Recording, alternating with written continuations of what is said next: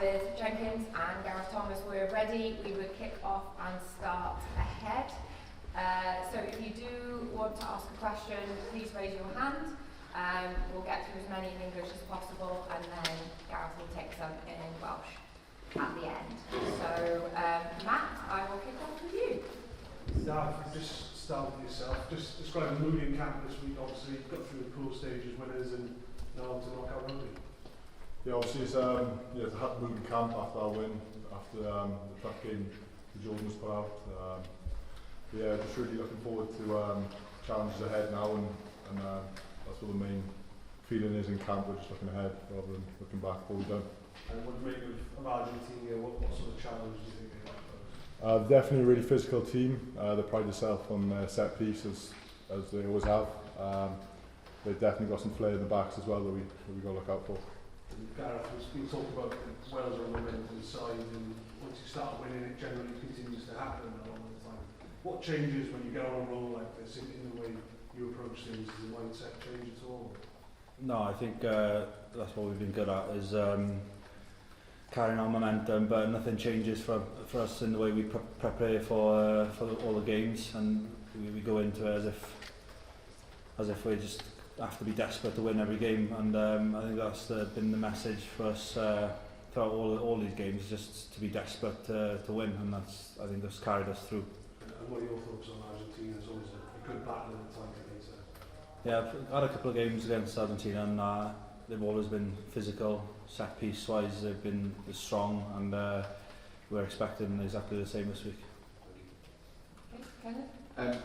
Gareth, we were only, last week Warren was talking about how lucky you've been in terms of injuries. That changed unfortunately somewhat against Georgia. I just wanted to find out how the mood's been given you've lost someone of Turub's stature. Yeah, it's a bit of a weird one, after the game winning, ending up top of the group after Saturday, but it was a bit of a sad feeling for losing Toby as well. So it was a big part of our squad, and off the field as well as on the field, he's a character as well. So yeah, everyone's gutted to lose Toby. Michael Check, I spoke after they beat Japan. He's labelled Wales favourites. Warren quite often likes to not have that tag going into a game, but it's probably justifiable given you've had 19 out of 20 points. How do you deal with that tag going into this game? Yeah, like I just said, nothing changes for us. We haven't really thought we're underdogs or vice versa, but we're just taking every game as they come and staying in the fight and staying desperate for wins. And I think that's what we've been really good at as a squad. Just one foot down, if I may, before ending. We always expect a physical battle against Argentina, especially up front, and so on. And do you think they're going to be more dangerous because, by their standards, they probably think that they've underperformed a bit in their group stages? I think that may be a factor, but I think mainly because it's finals rugby now. It's a one-off game. Every team's going to bring everything they got, so I don't think that should really affect anything. Thank you. Yeah, I wonder how you guys deal with the pressure of knockout rugby now. Does it even change in the camp? You've got some experienced guys in there, haven't you, who's been there and done it before? Yeah, there's a good mix of boys in there, and yeah, I think the pressure of every international game is up there, and starting from the Fiji game, we felt the pressure there, and I think it's just going to continue, and we just need to have know our roles and know our game plan and stuff, and just go out there and execute it. And I think we got the group to do that. You could have a good contingent of travelling fans as well. How big a role did they play on the weekend?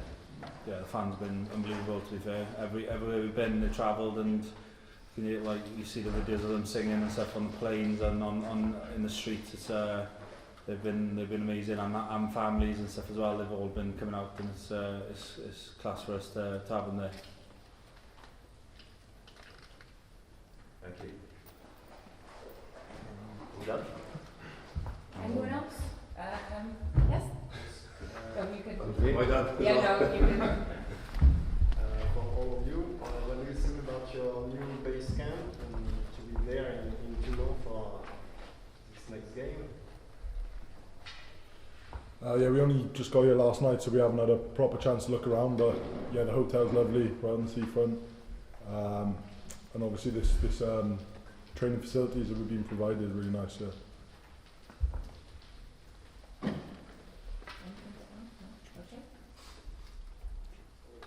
Anyone else? Any questions for Jonathan? Do you want to reset so we can have a couple of mics? if that's all right? Apologies for being a little bit late. I was with the backs, hence why I'm a little bit sweaty. Jonathan, if I could just do the housekeeping and just ask what the situation is with Gareth Hansen at the moment? Yeah, so as Hugh Bennett said yesterday, nothing's changed. All of those said injured players are at this stage. It's looking positive. Obviously, every day it will evolve and play out, and obviously we'll make that call close to the end of the week. But it's probably not as bad as first feared. You know, when that happened pre-game, and obviously Liam in the game, they're recovering. It's quite positive. So, but we'll see. You know. Yeah, we know Liam left on crutches. Is he able to take a full part of training yet, or is that? Yeah, no, like the crutches thing is always a little bit, it makes it look, it's just trying to offload any pressure on his, doesn't mean he's done anything severe. He was jogging about today with the medics, so yes, it's pretty positive.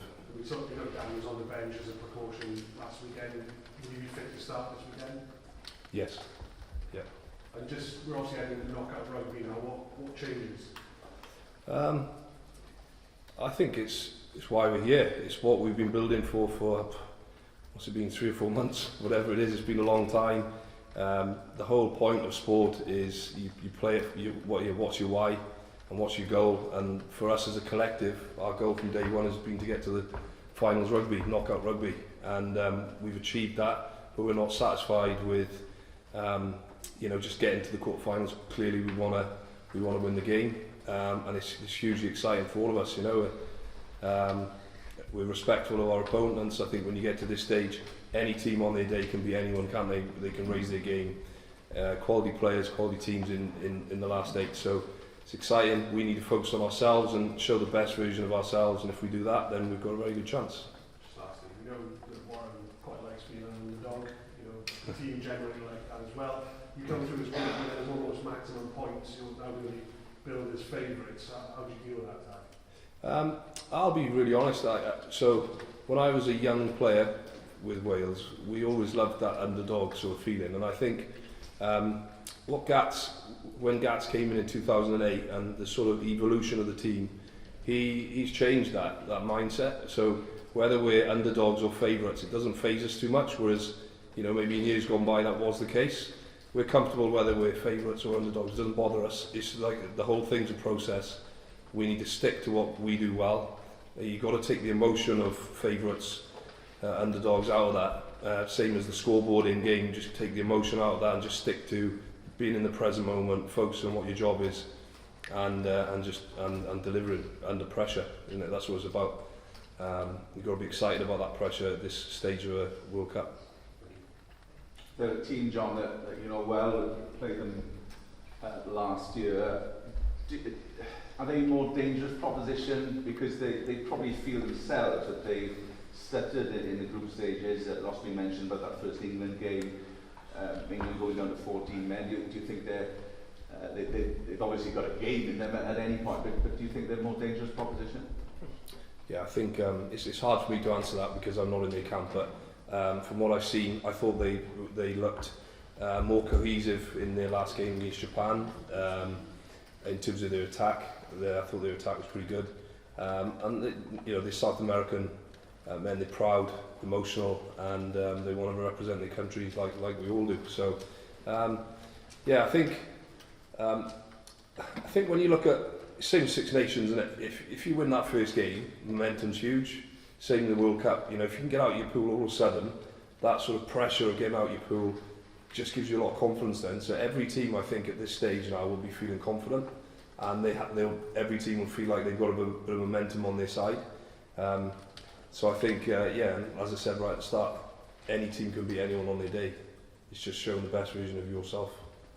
and injuries are part and parcel of the game, obviously, but goes with that saying that would have been deflating on the weekend. I just wanted to know, in terms of the mood, you know, post Georgian game with what happened on that day. I can only speak for my own emotions, and there was definitely a little bit of a cloud over the victory because of what happened to Lupe, and I think that, you know, when obviously players more so, but as a whole group, support staff, coaches, we've been together for so long time in Switzerland, and you build those relationships, don't you? So it's almost like you become a bit of a family, and then when one of your brothers has to leave you, it's tough, and obviously Tuga's a world-class player, so yeah, obviously disappointed, but it is what it is, and you know, you've got to deal with that, and then you wake up the next day and the sun's shining, and you've got to move on, and then, you know, that's sport, unfortunately. It's the harsh reality of it. How much is he able to do at the moment? I saw him jogging around just now on the pitch along with Liam and that, so as I say, he's just at that stage where obviously the first 48 hours after you have a knock is very important in terms of, you know, just assessing it, seeing that information go down and things like that. You know, the medics have a better understanding, you know, once that has happened. You know, 48 hours later is a little bit, and as I said at the start, with both Liam and Gareth, it's pretty positive. Now that's not me committing to saying that they're definitely going to be available. It's an ongoing thing, isn't it? Every day it'll just evolve to see how much they're able to do. But what I can confirm is they were both running around today with the medics, doing some you know, return to running, etc. And they will try and progress that each day.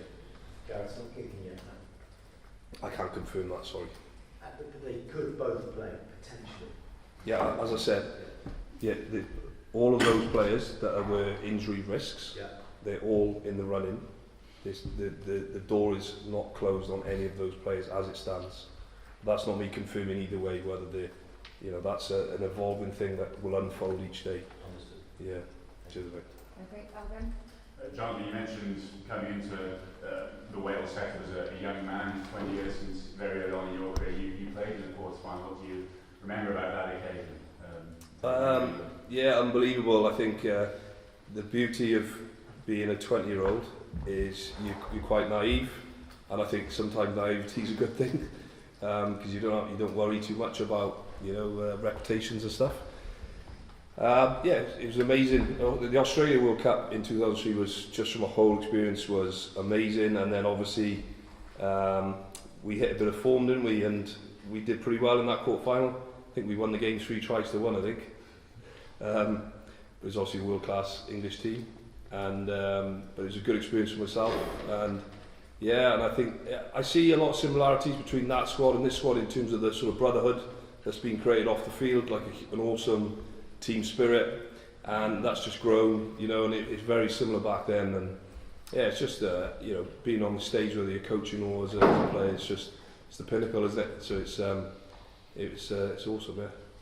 Did you feel like at the time you benefited from that sense that sort of Wales had nothing to lose when you're out there? You could just go out there against New Zealand and then against England in that quarter final where sort of no one was expecting that, so that kind of Yeah. trying to tap into. Yeah, and I think that's the similarity to this time. You know, it's been well documented. There's been a bit of adversity over the last 12 months. Six Nations, you know, didn't go as well as we'd have hoped. But then there's been that growth, the hard work. You know, I think growth comes from working hard, being fit, and having real clarity in what you want to achieve in your game. That's what we had back then, and we, you know, developed some young players coming in and stepping up to the mark and growing. And that's what's happened with this team as well, you know. I think the balance is excellent in this team between the senior players and the young players. It's always a challenge to get that balance right, isn't it? You know, but I think it's been really good, and the cohesion in the group is excellent. As well as the senior players, and yourself, there's also Neil and Martin who played in quarterfinals. I think Jonathan and Bruce was on the bench for one as well. Have you been tapping into the experience of all those members of the coaching staff that have been through this before? Yeah, like for me as a young coach, relatively young, the big thing is, you know, every environment you're in, there's different experiences, and there's different, you know, I don't believe there's good or bad environments. I think you take good and bad out of whatever experience you have. And for me, in this environment, Gats is awesome to learn off. You know, he's hugely experienced, so you know he's the figurehead, he's the leader, and you know I've learned a huge amount of Gats. And then obviously you build those relationships with your fellow coaches, and likewise you learn something off all of those. So you know I think coaching is about sharing ideas, communicating with each other well, and there's good people involved in this team, in the support staff and the coaching. Okay, we have one more in it. Oh, do one with Ben, then one there, and then we're moving to Welsh. Thank you. Jonathan, how do you feel with Lloyd at Fallon? I think he's top of ball carriers in your part of the game, he's top of attacking, looks it. Is it the case that whoever plays safe, that's Aaron, takes the bulk of that workload, or do you have to sort of spread it around everyone? No, I think I don't mind sharing this, that you know Gats from the outset he wanted people to express their individuality and focus on what your super strength is. You know, we've had a little bit of a theme around relating your individual ability to a superhero, and I think it wouldn't work if you go into a game trying to be, you know, Toby. You know, you've got to be yourself and show your super strength. What is your particular super strength? Toby's an obvious loss to the team, but I think where this team's at the moment, what this team's about is it is a team, and I think we have a way that we want to play, and whoever slots in is really clear on what the team objective is, and then he's got to bring his own individual super strength to the team as well. You can't try and say to a player, you need to play like Toby. I'm not suggesting you meant that, by the way, but I think it's important, you know, a game of rugby is each individual expressing themselves, but also doing their job for the team. And whoever gets selected in those positions will hoe into whatever the team objective is and how we want to play. Okay. Oh, sorry. There and then there. I believe you played with Sam Warburton when he was roughly the same age as your current captain and Jack Morgan. How would you compare both of them? I think it's always tough, probably relating to the last question, always tough to compare because people are individuals, aren't they? So it's tough. But there's a work ethic there, there's a physicality there, a hunger to be the best, all those similarities. I think it's really interesting because I think you had quite contrasting players in someone like Sam Warburton and Tipperick, both world-class players, but quite contrasting in their styles. And I probably feel like Jack's a sort of bit of a hybrid of both. Jack, if that makes sense, Jack he's he's physical, hard-working, like those sort of characteristics that Sam had. But he's also, as you've seen, he's got a good skill set, a bit like Tips. So in some of those nice kicks that he's done and things like that. So he's got a good balance to his game. He's obviously young and he'll be learning and growing and through his experience as well. So he's a really humble kid, and he will know he's not the finished article at this stage, but he's got a really good balance to his game. Okay, final question in English. Yes, why do you choose to come here in Toulon to prepare the next game? Oh, I'm just told where to go. I haven't got a clue about that. I just do what I'm told. Dan will Sorry? advise you about the location. V might have more idea than me on that. I just get on the bus or the train.